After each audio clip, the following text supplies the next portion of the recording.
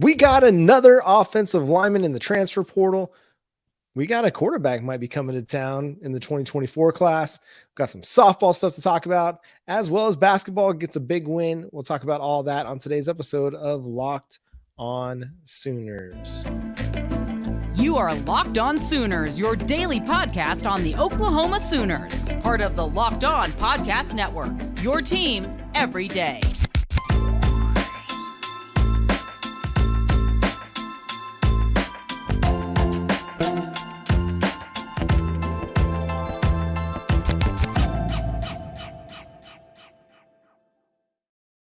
What's up, everybody? Welcome to Locked On Sooners. Thank you for joining us. Today's episode is brought to you by LinkedIn. LinkedIn helps you find the new candidates you want to talk to, the best candidates you want to talk to faster. Go to linkedinjobs.com to post your job for free. That's linkedin.com/lockedoncollege to post your job for free.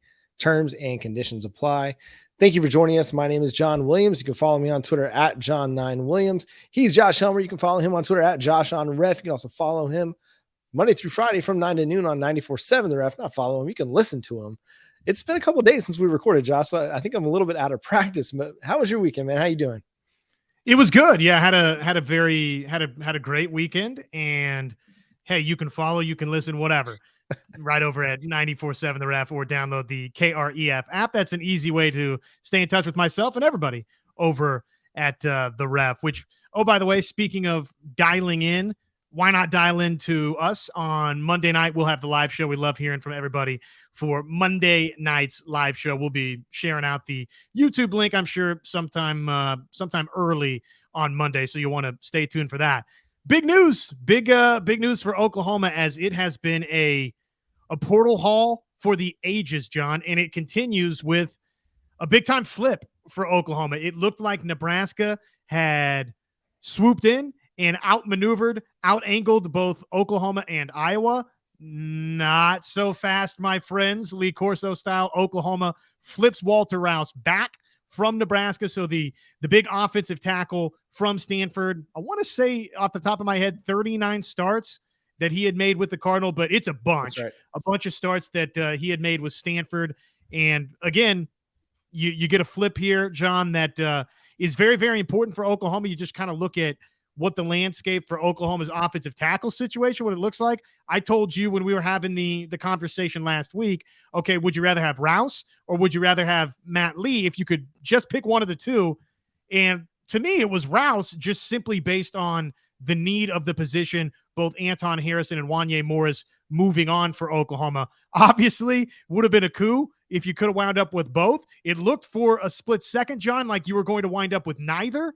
But now, obviously, Oklahoma flips Rouse back away from Nebraska. And I think just because of, obviously the two gentlemen that we mentioned there that were starters that are moving on to the National Football League because of the Sexton injury right at the end of the season, John, to me, this is a gigantic recruiting win for Oklahoma to try and be competitive again straight away with some portal help here at offensive tackle. They needed it. They got it.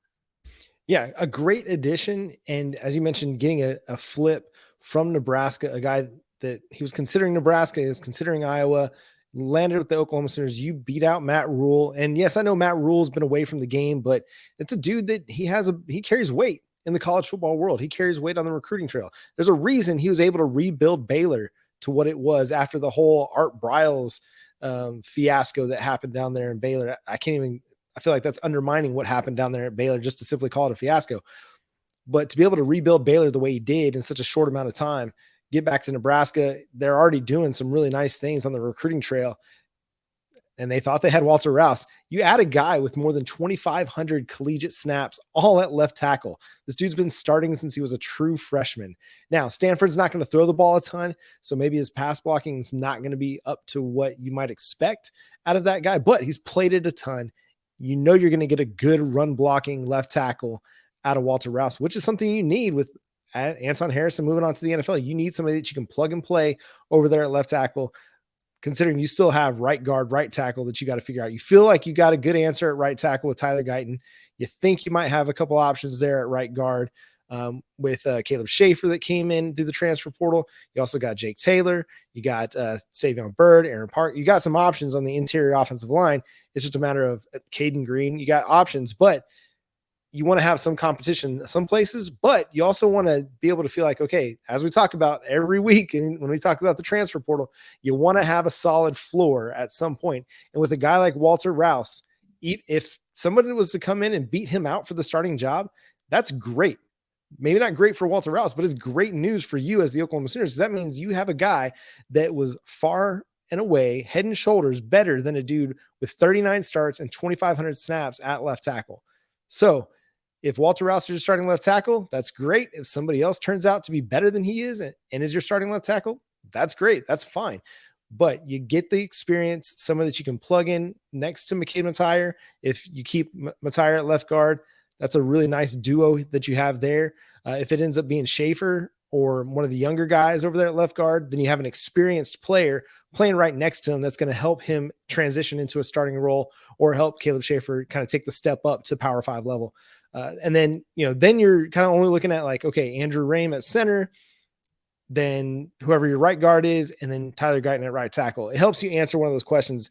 And as many questions as Oklahoma has going into the offseason on the offensive side of the football, it's important to answer at least one of those. So kudos to Brent Venables and Bill Bedenbow for being able to pull off the last second flip. Like, that's huge to be, a guy committed out of the transfer portal.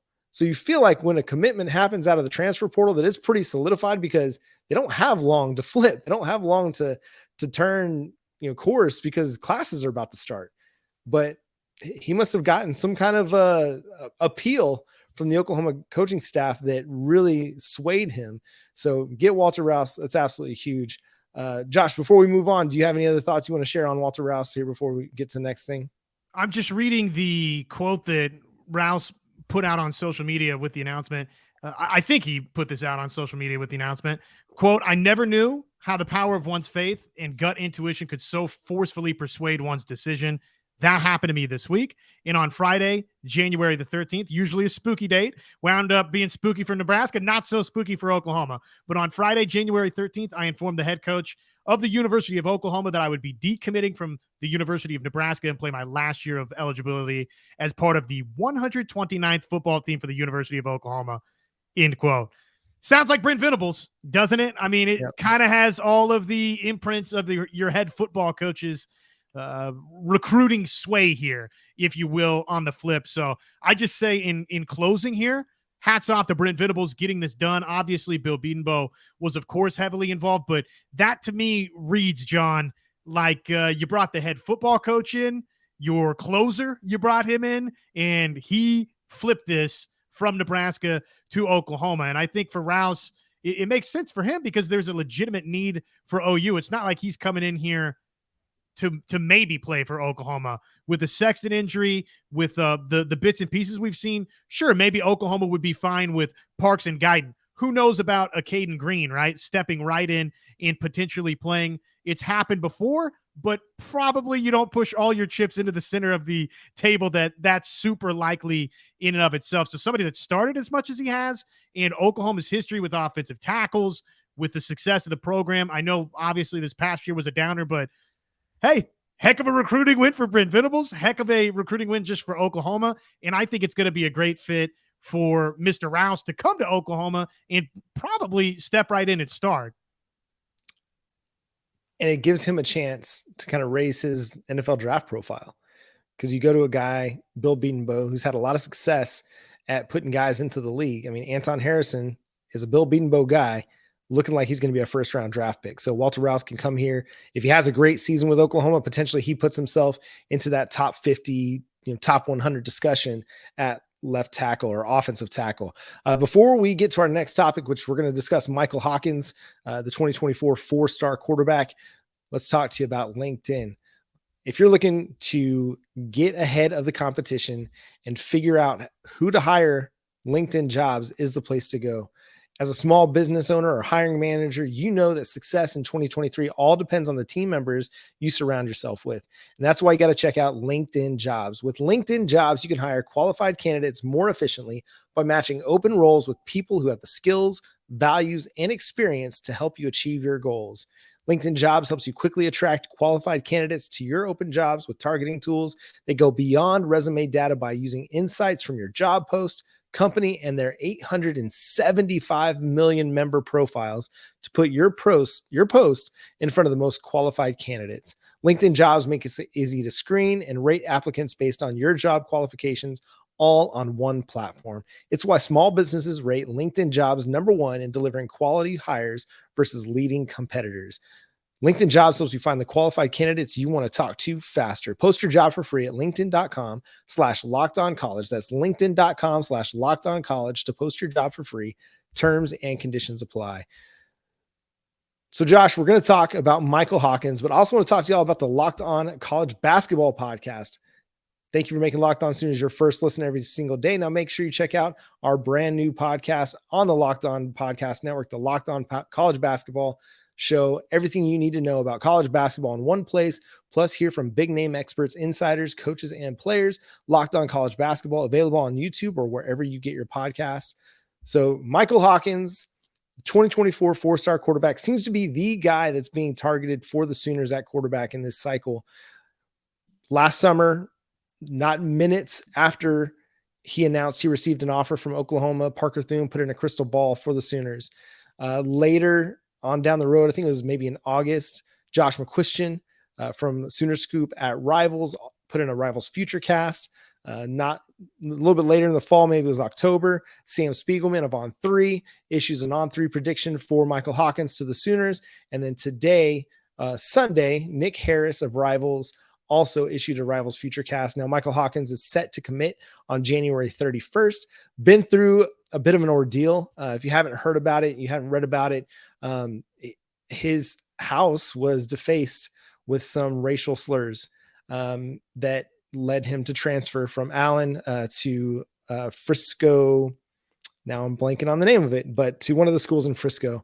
So he and his family have been through quite a lot over the last month, and doesn't seem like there's any change to his timeline on a commitment, but that's just kind of all the things that are going on with him right now. But what would it mean, Josh, if the Sooners were able to get a commitment from Michael Hawkins here at the end of January? Frisco Emerson, by the way. Thank you. Where Michael Hawkins, where Michael Hawkins has transferred to. Well, what would it mean? It would mean that Oklahoma's got a blue chip quarterback committed on in the 2024 class. I know, pretty no-brainer statement right there, but we've seen the effect of that, the trickle-down effect in a recruiting class, in a signing class, ultimately, a lot over the last however many classes for Oklahoma, because Oklahoma keeps getting commitments from and ultimately signing blue chip quarterbacks. And when that's the initial foundation of your class, John, it sets you up, of course, to go get the skill guy, the couple of skill wide receivers, couple of, running back skill guys, offensive tackle, interior offensive lineman, everybody offensively. It sets you up to be very, very attractive in that sense. And then, for Michael Hawkins, we heard Parker Thune. I would encourage everybody I'm trying to think what day it was that we had Parker Thune on most recently, but probably a lot of areas, a lot of places you can go find Parker Thune's thoughts on what a Michael Hawkins commitment to Oklahoma would mean. But he did join us here on Locked On Sooners recently, and there's a number of names that Michael Hawkins is connected to, a bunch of guys in that Metroplex area that, again, you get a commitment from Michael Hawkins. They know Michael Hawkins. They've competed against Michael Hawkins. Some of these guys play with Michael Hawkins. So you get that commitment, and all of a sudden you're automatically a more attractive destination because of that. So that's number one. And then just the general, hey, you add a talented quarterback, John, that whether it's, somebody that plays with Michael Hawkins or goes up against him, or just kind of hears the word of mouth or sees Michael Hawkins at one of these showcase events down the line, it gets Oklahoma's foot in the door for those types of other prospects as well. So it's just huge, man, when you can get a commitment from a quarterback to start a class. And, oh, by the way, Oklahoma in general, John, is looking for its first commitment in the 24 class. So, regardless of who it's from, it'd be nice to get a commitment. And if you hadn't had a chance to watch Hawkins play, I highly recommend going to his huddle, checking out his highlights, because the dude is just really easy with the football. Like, he throws the ball really easily. It just seems to glide out of his hands. He's very, very nimble and elusive in the pocket. When pressure is getting to him and the pocket's breaking down, he's able to avoid it, find new space, and he always keeps his eyes down the field, looking for the play down the field. He can run away from everybody, at least at the high school level. He's just got that kind of speed to get away, but he's also a big dude, 6'2", could stand to add some weight as he, continues to fill out. He'll be a senior next year, but I'm really excited about this kid. I'm not going to say he's going to have the same kind of trajectory that Jackson Arnold had this past season, but I feel like he has a chance because he is so good with the football. He can throw the ball everywhere you want him to throw it. And he's such a good runner that he could have that kind of an impact at Frisco Emerson that Jackson Arnold had at Denton Guyer. Now we'll see how it all kind of transpires and plays out, but the dude is a really, really good football player. Don't let that, 7-5 record this past season at Allen High School kind of fool you. He's a really good player. And I think if he's the next kind of quarterback for the Oklahoma Sooners, that's a really good 1-2 punch that you have going into the SEC with Jackson Arnold and Michael Hawkins at quarterback. I'm watching some of his tape as we speak. As we're taping, it's like tapeception here. Watching some of Michael Hawkins' tape as we're taping. And one of the, the first highlight here from his sophomore highlights, off script throw, right?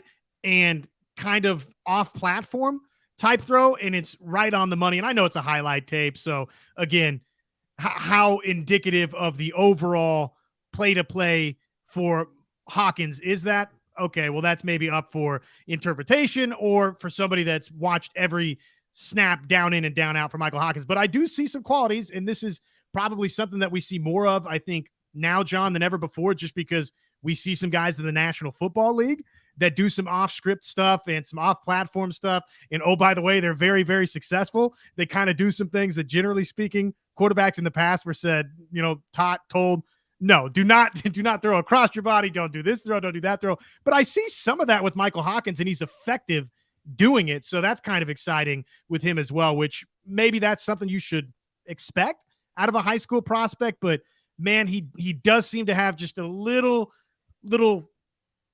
spectacularity right there that maybe some other guys off script don't have. So that's something that if you flip on the huddle tape, I think people will see. Yeah, you're not going to be able to get everything you want to get watching a highlight film, but I feel like you can find certain traits in those things and those off script throws, kind of the fadeaway 40-yard bomb that he can throw in his junior season highlights. And to me, it's the elusiveness in the pocket, because when things break down, what are you going to do? And that's a pretty underrated trait. I feel like it's easy to, watch the guy with the big gun and watch the dude that, is able to kind of pick apart defenses and things like that.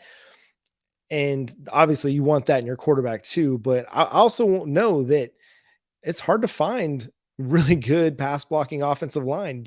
You're not going to have a clean pocket every time you drop back to pass. So what are you going to do when the pressure's on and you don't have that clean pocket? What's going to happen in your mind? What's going to happen to your technique, your ability to continue to look the ball, look downfield? Because I think that's probably what happened to Spencer Rattler in his time with the Sooners, is that the pockets weren't clean enough compared to what he had experienced in high school.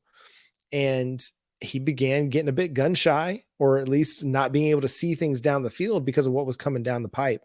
And I mean, I feel like he's starting to kind of figure it out at South Carolina a little bit, get more comfortable with unclean pockets. But yeah, I mean, if Michael Hawkins has that trait and is able to translate that to the college level, that'll be huge, especially going into the SEC.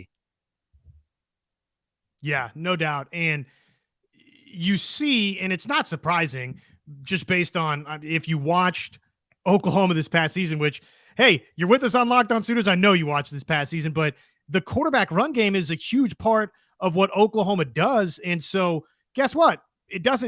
It's not surprising that Jeff Lebby would then, and look, every OC probably should or is going after quarterbacks that are your bona fide dual threat quarterbacks. But Oklahoma with Jackson Arnold absolutely is bringing a 5-star guy in that's of that variety.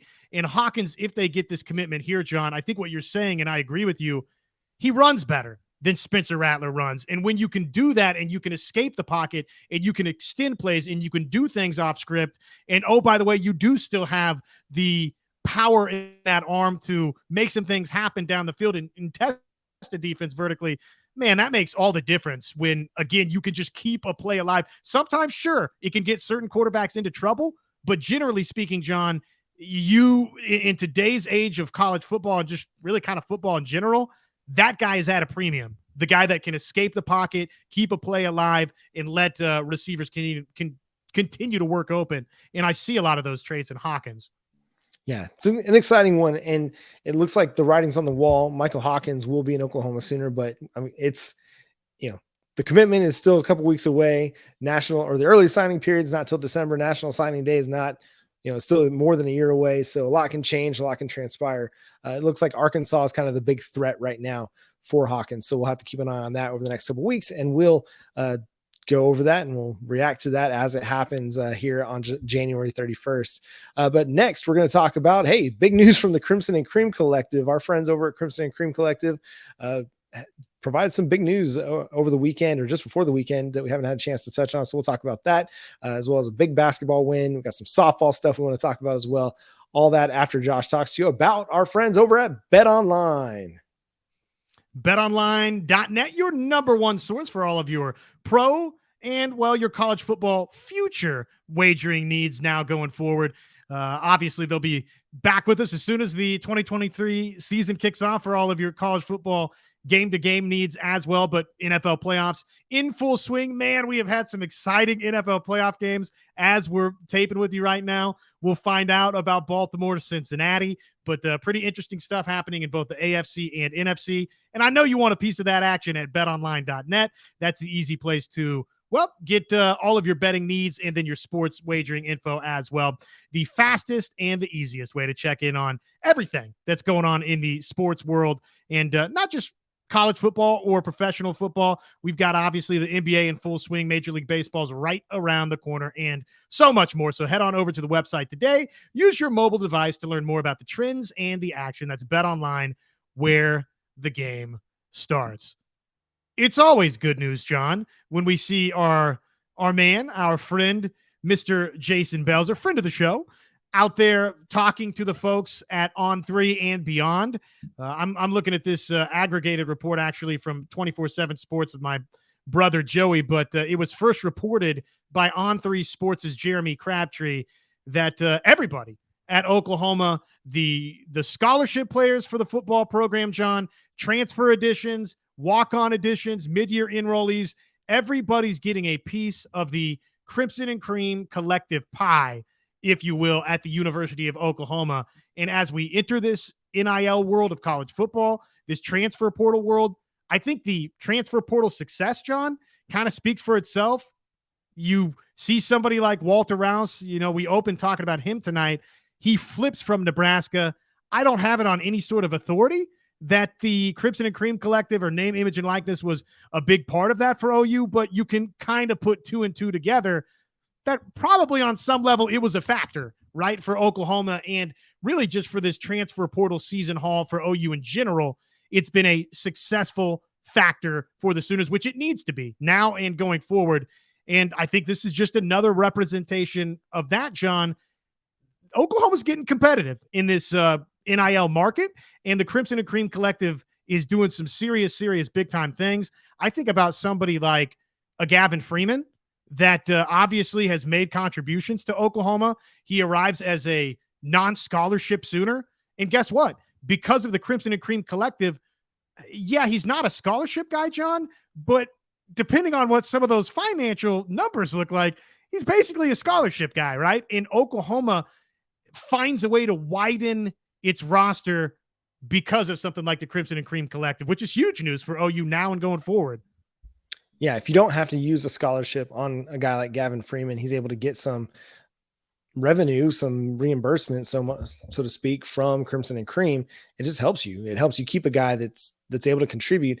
And I think it did help. It has helped on the transfer portal. It has helped on the recruiting trail. Yeah.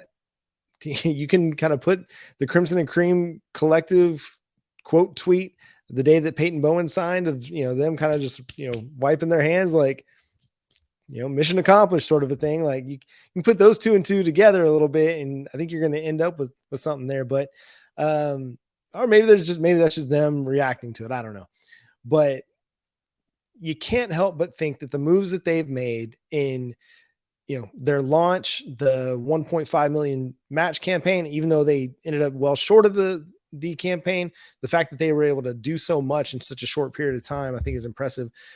Strengthening Oklahoma, the collective with Gabe Eichert and Dusty Dvorak, the one that they ran, getting them to kind of come under the Crimson and Cream umbrella and merging, that's huge too. That creates, more unity within the collective sphere.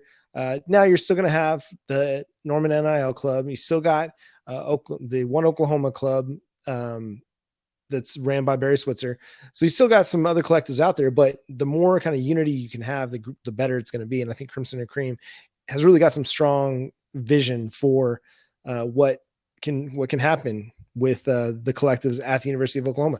Because yes, everybody on the football roster, back in the fall, they signed everybody on the basketball roster too, but they're also opening things up to every athlete at the University of Oklahoma. So like my subscription that I have through Locked On Sooners with Crimson and Cream, it covers every sport. It's not just for football, not just for basketball, not just for softball, but it goes out to every sport. And so it's a little bit, and it's not like I'm some big business out there, but it provides somebody an opportunity to get a little something, whether it's the golf team or the gymnastics team, somebody gets a little bit of something. And so I think that's good. So if you're considering being a part of the collective sphere, we'd recommend Crimson and Cream. It seems like the place that's gaining the most momentum right now, and able to have the biggest impact. Last thing we'll talk about, we're going to save softball for tomorrow. We'll touch on that. Softball season's coming up. We'll start talking more and more about that as we get closer to the Mary Nutter Classic that's going to be happening out in California, where Oklahoma will open with a 5-game set or 4-game set that weekend. But Josh, let's talk about a big win for men's basketball on Saturday against West Virginia. It was a game that they had pretty well in control for the most part. They led the entire way. There were a few ties here and there, and as the play-by-play crew continued to announce that Oklahoma has led the entire way, I got less and less confident they were going to be able to lead when the clock hit zeros, but they ultimately pull off a 77-76 win over West Virginia at home. And to me, the biggest thing I took away from that is they showed that they were able to close a game.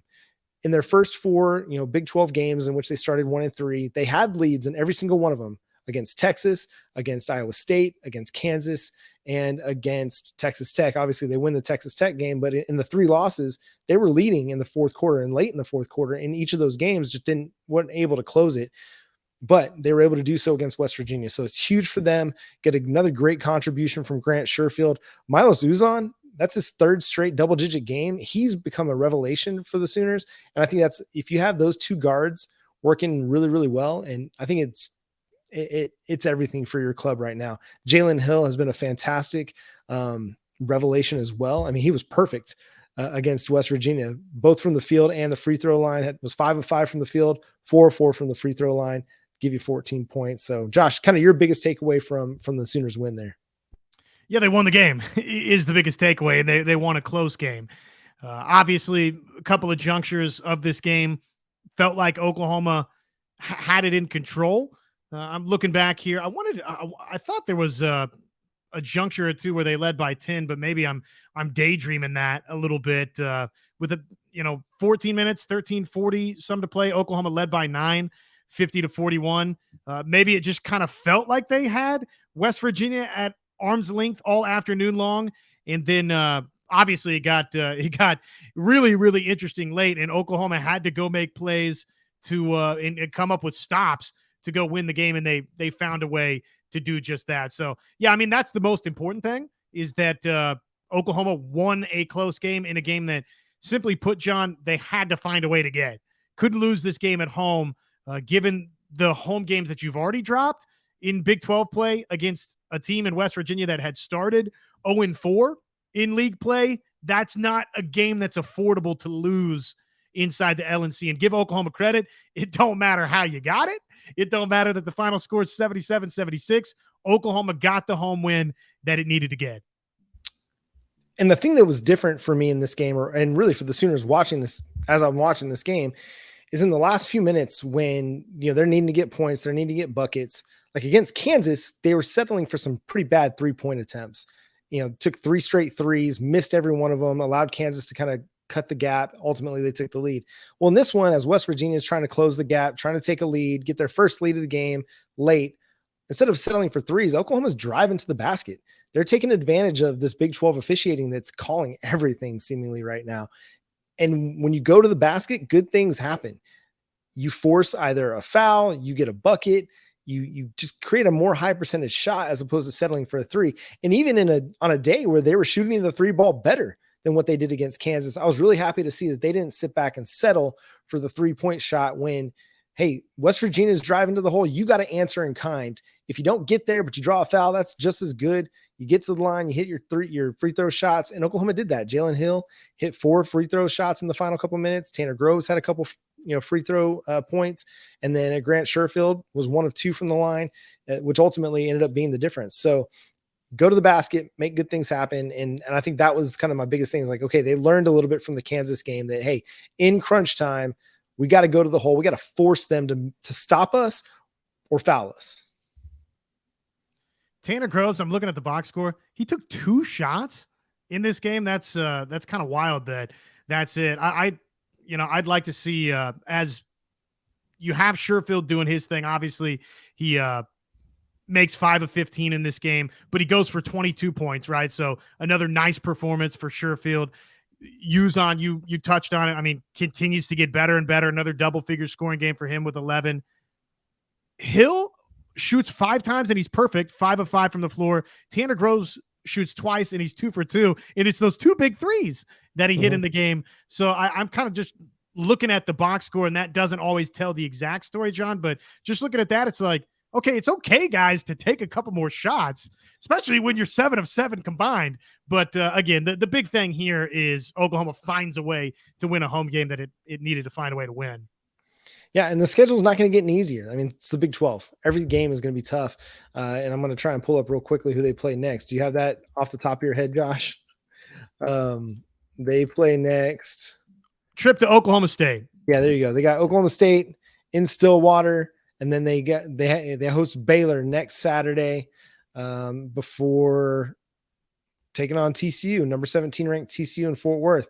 They got 2 games against unranked opponents, and then 2 games after that against ranked opponents at TCU, and then home Saturday, January 28th against the Alabama Crimson Tide, a future SEC opponent. So that's going to be a really fun matchup in the SEC Big 12 Challenge. So that's going to do it for today's episode of Locked On Sooners. Thanks so much for tuning in, making yourself part of the show. Make sure you subscribe to the show wherever you get your podcasts. We're free and available on all platforms. Also, go check out the show over on YouTube. Be sure to be there 9:00 Central Time on the YouTube channel for our live show tomorrow night or tonight, whenever you're watching this, where we'll continue to talk transfer portal, recruiting. We'll talk some softball stuff, as Oklahoma looks geared up to really contend for a 3-peat. So that's going to be a lot of fun to watch this season. But until next time, make sure you follow Josh on Twitter at JoshOnRef here Monday through Friday from 9 to noon on 94.7 The Ref in Norman. You can follow me on Twitter at John9Williams. You can read my work covering the Sooners over at thesoonerswire.com. But until our live show on Monday night, where you can be a part of the show with your interactions, he's Josh Helmer. I'm John Williams. We'll catch you then. Boomer Sooner.